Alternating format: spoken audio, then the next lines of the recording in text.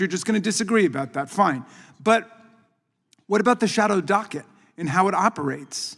Nobody's uttered a word about what that does to undermine the legitimacy of the court. We have 100-page opinions, authoritative magisterial opinions being written by district court judges or panels, circuit court judges, that are being overturned with one sentence or one paragraph in the shadow docket.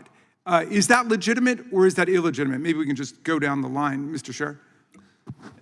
In general, it's legitimate. Every appellate court has the authority to stay a decision of a lower court. Okay, Mr. Ross, do you think it's legitimate, what's taking place with the shadow docket? I share your concern about the shadow docket. I'm troubled by it too, but I don't think that offers any justification. I don't think criticism of the shadow docket provides any justification. Is it legitimate or illegitimate? I'm just asking whether it's legitimate or illegitimate. I don't think it's illegitimate. Okay, Mr. Capozzi? It's legitimate. It's been around for a long time. I mean, you look at the stay of execution litigation going back Thank you. And Mr. Bowie, what about you? I don't think it's legitimate in part because of the damage it's doing to the court's credibility as well as to our country. I mean, we have a court right now that is issuing decisions without the benefit of argument, without the benefit. I mean, that really is truth social, meet the Supreme Court. We'll send you one sentence and overturn an entire analysis.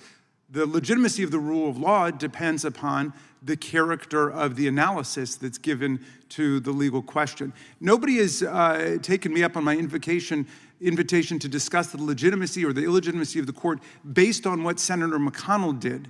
Subscribe, God bless you. Welcome back, fellow patriots.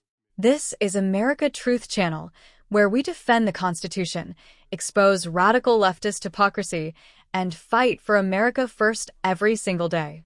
Today, we're reacting to another pathetic Democrat temper tantrum in the House Judiciary Committee.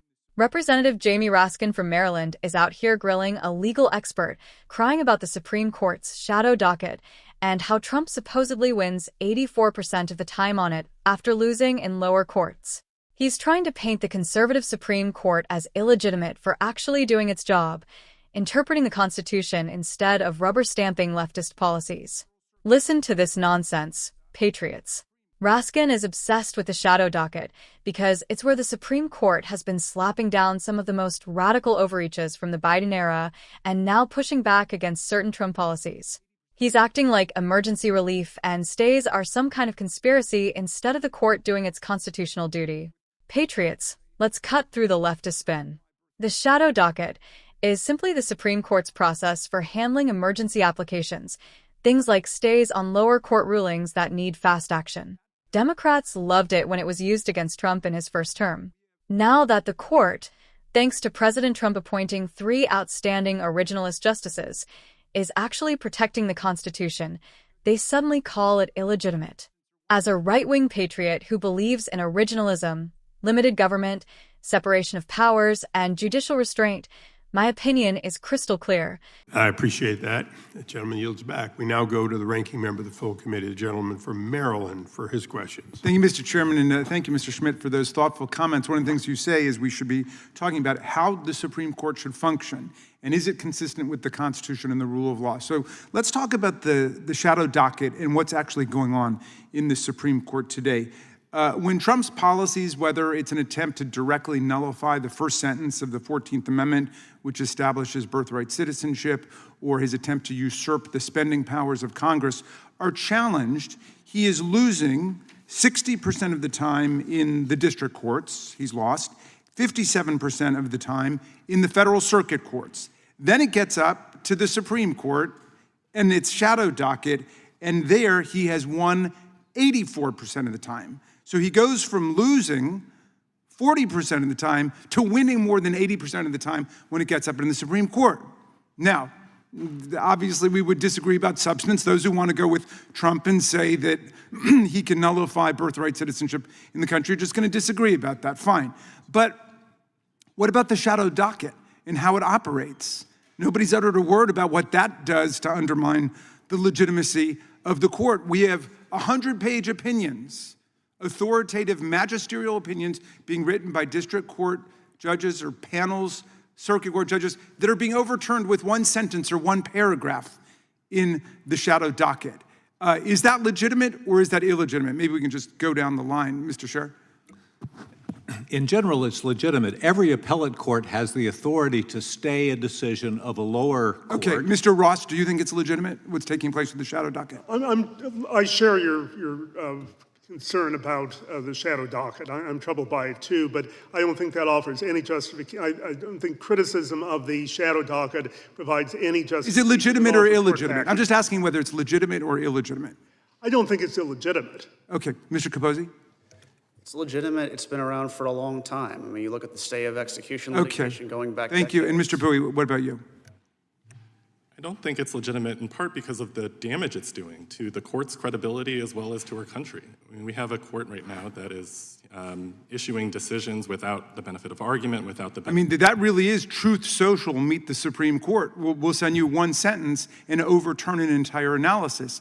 The legitimacy of the rule of law depends upon the character of the analysis that's given to the legal question. Nobody has taken me up on my invitation to discuss the legitimacy or the illegitimacy of the court based on what Senator McConnell did.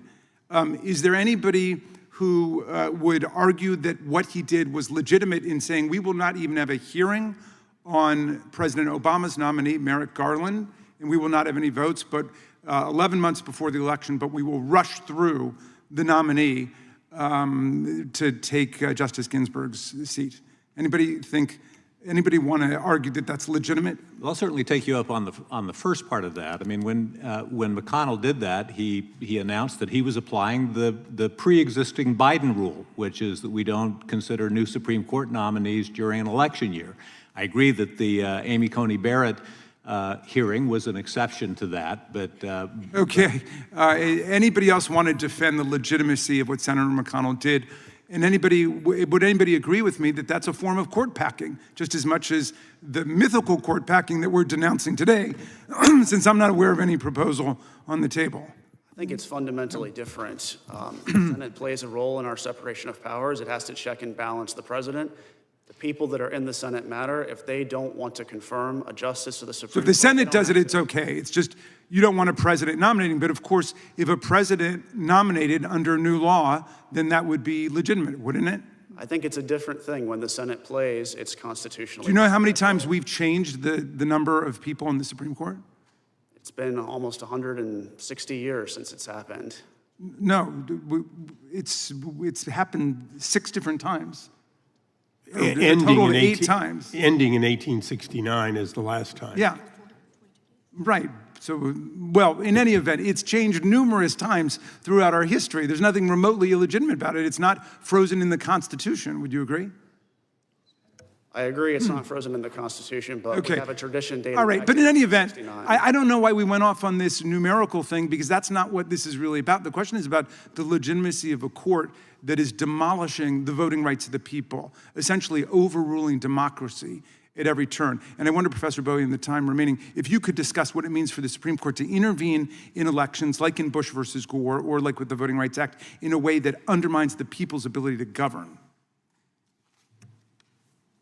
Well, one thing to speak about in terms of the 1869 precedent that keeps coming up is in 1866, Congress passed the Civil Rights Act in order to guarantee citizenship to all people born in this country.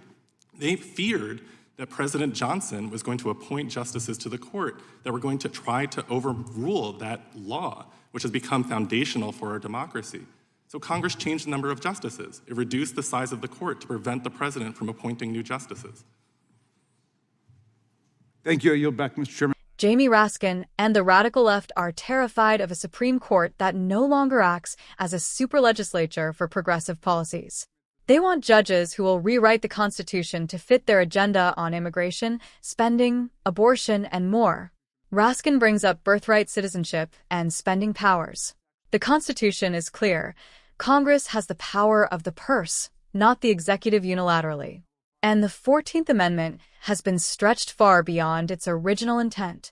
The Supreme Court stepping in to check executive overreach, whether from Biden or Trump, is exactly what it's supposed to do. This hearing exposes the real Democrat strategy: delegitimize any institution they don't control. They screamed about the court being illegitimate after Trump appointed justices through proper Senate confirmation. They tried court packing. They attacked Justice Barrett. Now they're mad that the shadow docket is being used to pause unconstitutional actions. The numbers Raskin throws around prove the point. Lower courts, often packed with activist judges from blue areas, were rubber-stamping anti-Trump rulings. The Supreme Court is correcting those errors based on law and the Constitution, not politics. That's called justice, not a shadow docket conspiracy. Real threats to the rule of law come from weaponized DOJ and FBI against conservatives, Censorship of free speech. open borders defying immigration law, attempts to nullify elections through lawfare. The conservative majority on the court is one of the few remaining checks against radical leftist tyranny. Patriots should celebrate every time the court protects the Constitution from progressive overreach. Raskin also drags up the Merrick Garland versus Amy Coney Barrett confirmation fights. The Senate has the constitutional right to advise and consent, or not consent. Democrats did the same when it suited them. Hypocrisy much? Patriots, if you're tired of radical Democrats like Jamie Raskin attacking our Constitution and the Supreme Court whenever it doesn't deliver their desired outcomes, smash that like button right now. Subscribe and turn on notifications because we're exposing this garbage daily. Drop your comment below. Is the Supreme Court illegitimate for following the Constitution, or is Raskin just mad he can't control it? Should we protect the court from leftist attacks? Share this video with every patriot, every constitutionalist, and every American who wants real rule of law. We stand for originalism, a strong independent judiciary, limited government, secure borders, and America first. The Supreme Court must remain a bulwark against tyranny, not a tool for it. God bless the United States Constitution, God bless our Supreme Court, and God bless the United States of America. I'll see you in the next video. Stay vigilant, patriots.